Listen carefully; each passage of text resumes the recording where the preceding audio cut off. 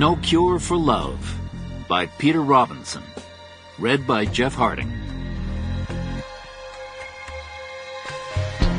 Part 1. Chapter 1. 14th December. My darling little star. Thank God I have found you again.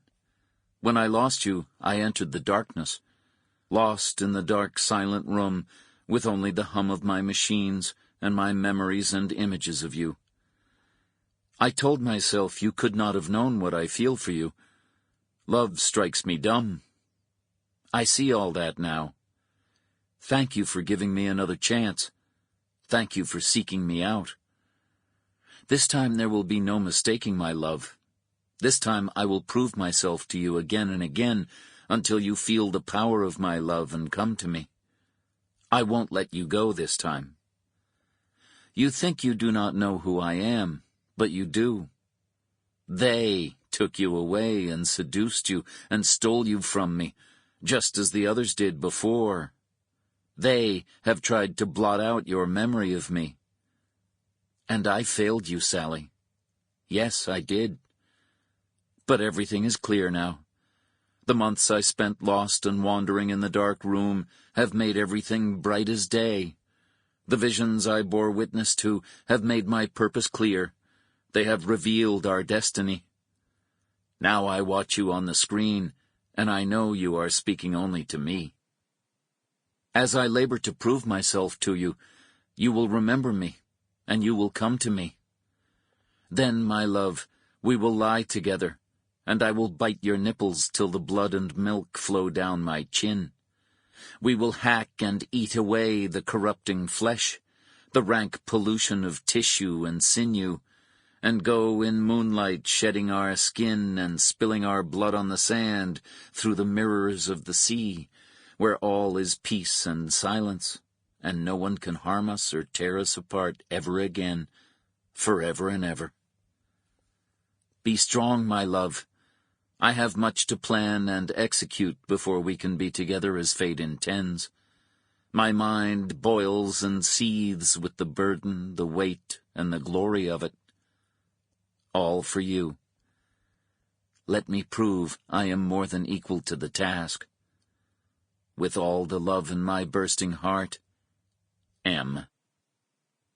Sarah Broughton's hand shook as she let the letter drop on the glass-topped table.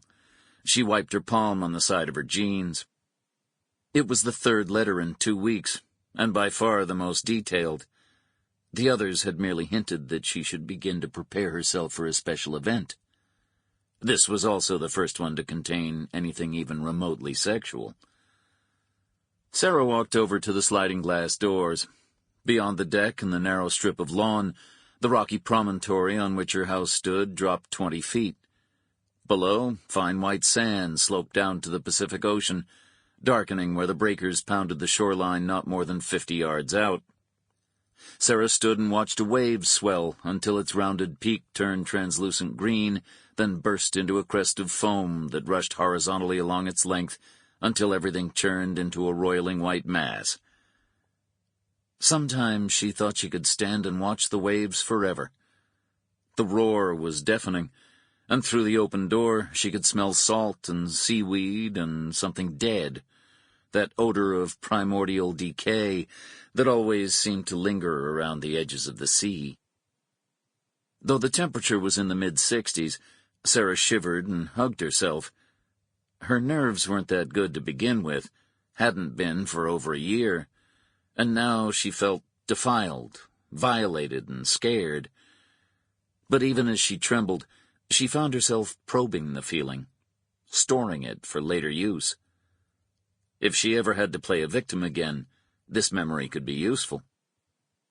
She walked back to the table, picked up the letter, and made to rip it up like the others, but she stopped herself in time. No. She would show this one to Stuart. No more procrastination. It was close to 11 in the morning, and she was due to have lunch with him in a couple of hours. She would show him the letter then. Stuart would know. Sample complete. Ready to continue?